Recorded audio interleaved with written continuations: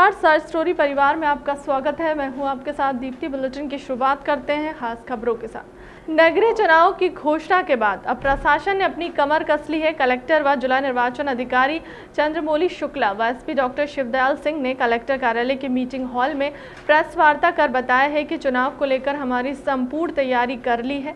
लगातार अधिकारियों को ट्रेनिंग दी जा रही है। वहीं मीडिया के माध्यम से अपील करता हूं कि आदर्श आचार संहिता का सख्ती से पालन हो। कहीं नियमों का उल्लंघन होता है तो इसकी जानकारी आप हमको प्रदान करें। इसके अलावा किसी भी तरह से आचार संहिता का उल्लंघन होने पर कार्यवाही की जाएगी। जैसा आपको विदित है कि कल राज्य निर्वाचन आयोग द्वारा नगरीय आम निर्वाचन 2022 की घोषणा 1 जून को कर दी गई थी। निर्वाचन की घोषणा होने के तत्काल पश्चात से ही आदर्श आचरण संहिता पूरे जिले में प्रभावशील हो गई है। जितने भी बैनर, पोस्टर या संपत्ति विरूपण संबंधित कार्रवाई में नगर निगम के, जिला प्रशासन के या पुलिस के दल गठित किए गए हैं, उन्होंने कार्रवाइयाँ अपनी प्रारंभ की हैं। साथ ही आप लोगों के माध्यम से ये बताना चाहता हूँ कि इस बार पहली बार वार्ड के पार्षदों के लिए जो है व्यय लेखा का संधारण राज्य निर्वाचन आयोग ने अनिवार्य किया है। चूँकि ये पहले नहीं हुआ करता था, इसलिए सारे अभ्यर्थी जो हैं इसको ख्याल रखें।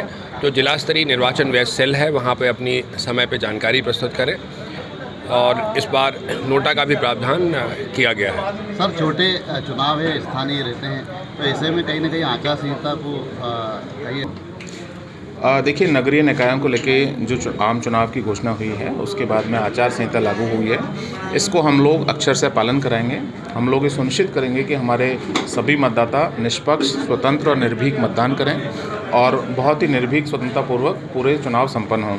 इसमें ऐसे सभी एलिमेंट्स जिनके कारण किसी तरह की कोई बाधा आती है उनके ऊपर कड़ी प्रतिबंधात्मक कार्रवाई हम लोग करेंगे। हम लोग ये भी सुनिश्चित करेंगे कि ऐसे सभी चीज़ें, अवैध शराब, अवैध हथियार, अवैध कैश ले जाने वाले जो लोग हैं उनके ऊपर कड़ी कार्रवाई की जाए।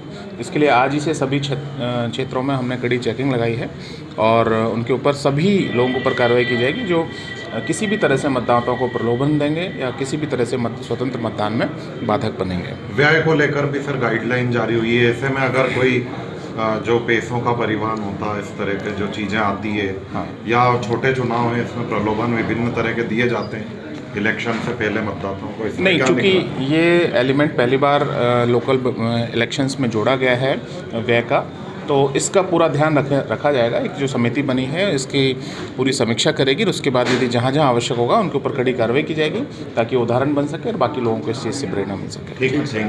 भिंड एसपी शैलेंद्र सिंह चौहान ने आगामी पंचायत और निकाय चुनाव को लेकर अपराधियों पर अंकुश लगाने के लिए भिंड पुलिस अधीक्षक एक्शन मोड में नजर आ रहे हैं।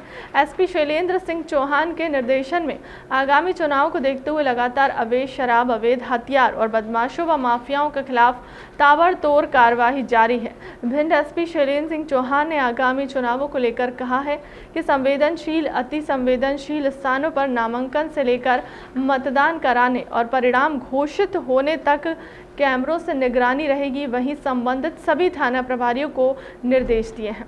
देखिए, आने वाले जो चुनाव हैं उसके संबंध में पुलिस विभाग की तरफ से दिशा निर्देश भी प्राप्त हुए हैं और साथ साथ जो पूर्व में यहाँ पे चुनाव हुए हैं उनको ध्यान में रखते हुए हम लोग पूरी तैयारी में जुट गए हैं। इसमें हम लोगों ने जो संवेदनशील स्थान है, संवेदनशील क्षेत्र हैं, उनको भी चिन्हित किया है। ऐसे व्यक्ति जो इस चुनाव को प्रभावित कर सकते हैं उनको भी आइडेंटिफाई किया है। पूर्व के जो फरार हैं या जिनके विरुद्ध स्थायी वारंट जारी हैं, ऐसे जितने लोग हैं उनको छांट कर उनके विरुद्ध कार्रवाई करके उनको अधिक से अधिक संख्या में गिरफ्तार करना और जो अन्य इस तरह के बदमाश हैं उन पर जो प्रतिबंधात्मक कार्रवाई है, जिला बदर की है, NSA की है, तो वो उन पे करना ताकि ऐसे लोग जो है वो चुनाव के समय किसी प्रकार की कोई घटनाक्रम को अंजाम न दे सकें। साथ साथ लोगों में भी एक विश्वास का माहौल जगाना है कि वो लोग बाहर आएँ और चुनाव में अधिक से अधिक संख्या में पार्टिसिपेट करें। उनके पास भी यदि कोई सूचना होती है तो वो भी पुलिस को दे सकते हैं। उनका नाम भी गोपनीय रखा जाएगा और बिल्कुल हम लोग इस चुनाव को काफ़ी गंभीरता से बिल्कुल स्ट्रिक्टली लेंगे और इसमें बिल्कुल क्लियर कट हमने बता दिया है कि कहीं भी किसी प्रकार की कोई भी हिलावाली नहीं टॉलरेट की जाएगी। कोई भी अपराधी, बदमाश हैं, अवैध कट्टे का कहीं पे भी सूचना है, अवैध हथियार है, अवैध शराब है या चुनाव से संबंधित इस प्रकार की किसी भी गतिविधि को बहुत ही स्ट्रिक्टली डील किया जाएगा। ऐसे बदमाशों को स्ट्रिक्टली डील किया जाएगा और उनके विरुद्ध जो स्ट्रॉन्गेस्ट या स्टर्नेस्ट एक्शन पॉसिबल है वो लिया जाएगा।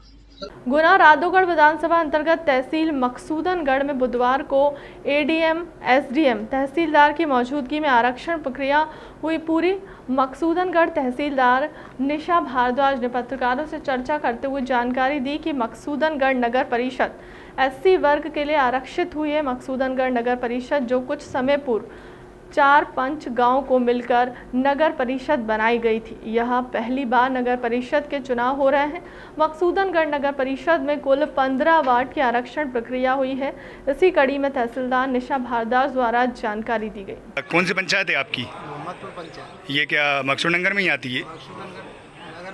मकसूदनगर नगर में आती है। तो आप फार्म जमा करवाने आए थे, तो आप किसको लड़वा रहे हैं इस बार चुनाव?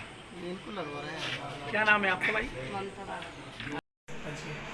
मेरे पास 13 पंचायतों के नॉमिनेशन फॉर्म के लिए मुझे साइड रिटर्निंग ऑफिसर बनाया गया है, जिसमें से आज हमारे पास सरपंच पद के लिए 2 फॉर्म करेंगे पंचायत के आए हैं। एक गीता खेड़ी से, एक मोहम्मदपुर पंचायत, एक करेला पंचायत और एक बुढ़ना पंचायत का आया है। और इसके अलावा एक फॉर्म पंच पद के लिए वार्ड नंबर 11 गीता खेड़ी से आया है।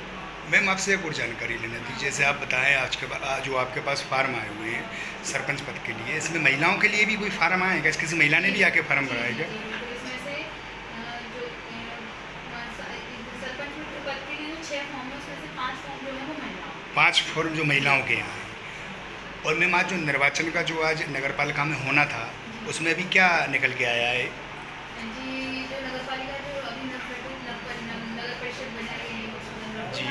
15 वार्ड है जी। जिनके लिए आरक्षण की प्रक्रिया संपन्न कराई गई थी, जिसमें से 15 में से जो 4 वार्ड है वो अनुसूचित जाति वर्ग के लिए और 1 वार्ड अनुसूचित जनजाति वर्ग के लिए, 2 वार्ड अन्य पिछड़ा वर्ग के लिए आरक्षित किए गए हैं। और बाकी शेष बचे हुए जो 18 वार्ड है वे 8 वार्ड के अनारक्षित वर्ग के। अध्यक्ष पद के लिए?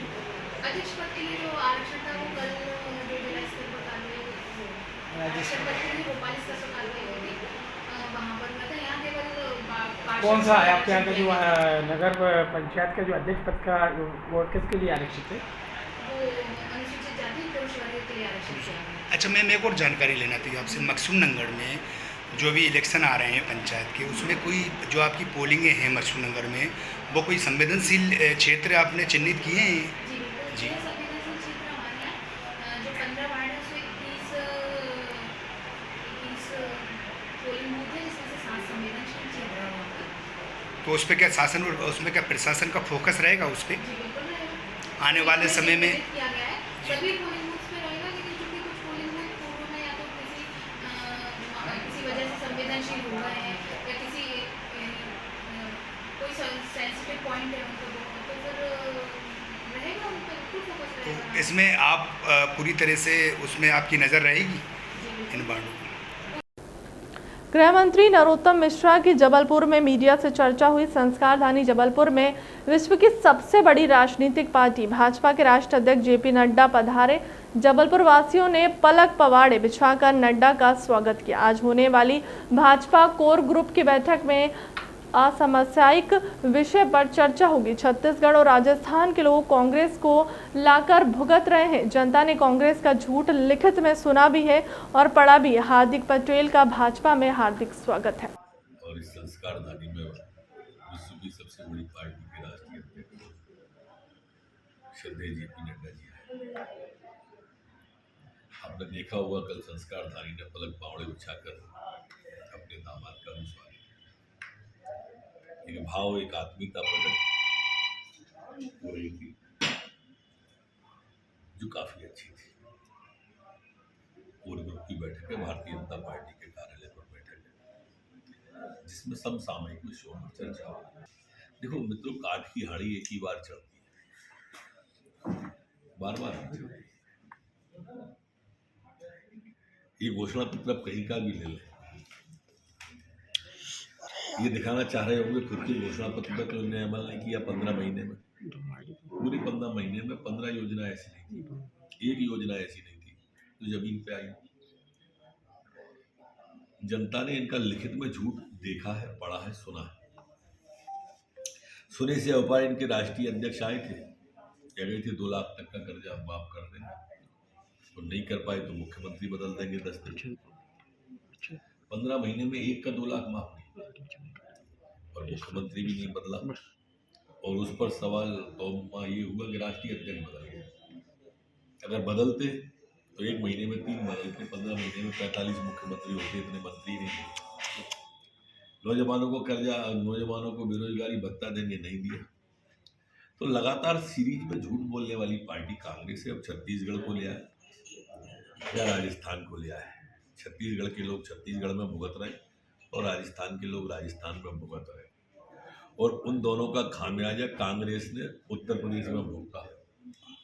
279 सीटों पर जमानत जब्त हो गई। हार्दिक पटेल जी का हार्दिक स्वागत है। भारतीय जनता पार्टी की मुख्य धारा में वो आते हैं तो स्वाभाविक रूप से देश के लिए माननीय मोदी जी के नेतृत्व में हम जैसा हमें सौभाग्य मिला है उन्हें भी मिले। देखो, कांग्रेस पे कार्यकर्ता बचे रहे, नेता बचे, तो जो नेता है तो उनके परिवार को ही टिकट चाहिए। वैसे भी गंगा जब गंगोत्री पे अपवित्र होगी, इस पार्टी के राष्ट्रीय अध्यक्ष ही परिवारवाद के पोषक होंगे, तो उसके प्रदेश अध्यक्ष भी परिवारवाद के पोषक होंगे। और जो नगर पालिका है, नगर निगम है, नगर पंचायत है, वहाँ भी परिवार चले। देखो, मैं दिल्ली और पंजाब के लोगों से कहूँगा कि दोनों अपने स्वास्थ्य का ध्यान रखें। दोनों ही प्रदेश के स्वास्थ्य मंत्री जेल में हैं और इस पर कुछ नहीं बोल रहे होंगे। वो एक तो 1 महीने में ही चला गया, एक के कारनामों में थोड़ा समय लगा। ये वो अहम है जो दिल्ली के आंदोलन में भ्रष्टाचार मुक्त भारत की बात करके, भ्रष्टाचार मुक्त नेताओं की बात करके सरकार में आए थे। उनके दोनों स्वास्थ्य मंत्री जेल में हैं, इसलिए स्वास्थ्य का सब लोग ध्यान रखें। सीमांकन को लेकर 2 गुटों में हुआ संघर्ष। एक गुट के गुलाब सिंह लालाराम कुशवाहा और दूसरी तरफ बादाम सिंह इमली वाले और उनके 2 भाई आए आमने सामने। दोनों गुटों में लाठी डंडे चलने की खबर। बैरसिया थाना क्षेत्र के नलखेड़ा गांव का है पूरा मामला। फिलहाल के अब तक की खबरों में इतना ही। देश दुनिया की तमाम बड़ी खबरों के लिए बने रहे हमारे चैनल के साथ। नमस्कार।